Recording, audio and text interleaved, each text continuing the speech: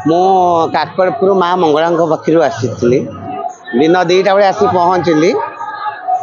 बहुत समय अपेक्षा कला महाप्रभु को दर्शन मिला, सुनावेश दर्शन कली, बहुत आनंद और खुशी लगिला। ये भक्त भगवान कर मिलन जमी बड़दाण्डी है, बहुत भल लगिला। महाप्रभु को दर्शन करी सुभद्रा मातांकर बलभद्रंकर बहुत खुशी, बहुत आनंद।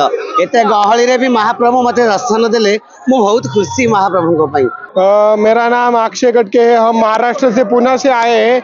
यहाँ पे जगन्नाथ यात्रा का जो देखने के पूरे देश में मशहूर है।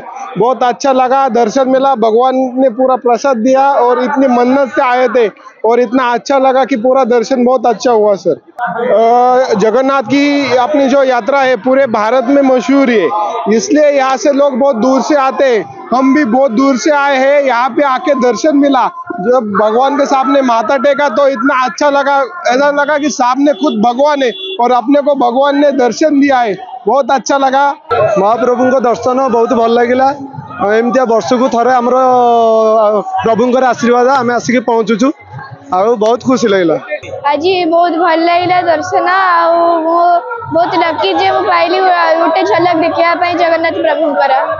जगन्नाथ को देखिक आम बहुत उत्कंठा बढ़ला, गहली जो बहुत खुशी लगे। जगन्नाथ को आम जिनस मागे जेहेतु बहुत दूर आम आसीचु तो बहुत खुशी लगे। जनगहली पूर्ण बहुत भल लगे, बहुत भल दर्शन है। आम सब प्रथम जा दर्शन करदेलु, सब फटो वीडियो आराम से दर्शन कलु, जगह को आम मनर कथा मागिलु।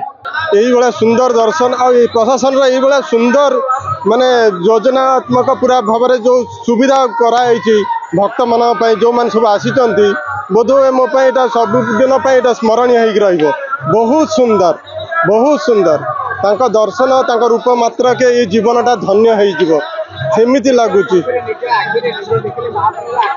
मु बहुत थर देखी किंतु यही वर्षर ये जो दर्शनटा बहुत स्मरणीय हो।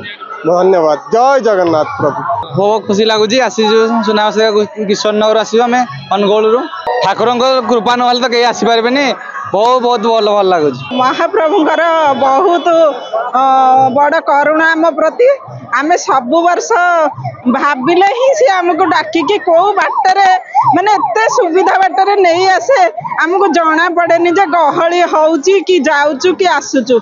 बहुत सुंदर भाव आसी दर्शन करी जाऊ सब वर्ष। बोध हुए तांकर आशीर्वाद अच्छी मो प्रति।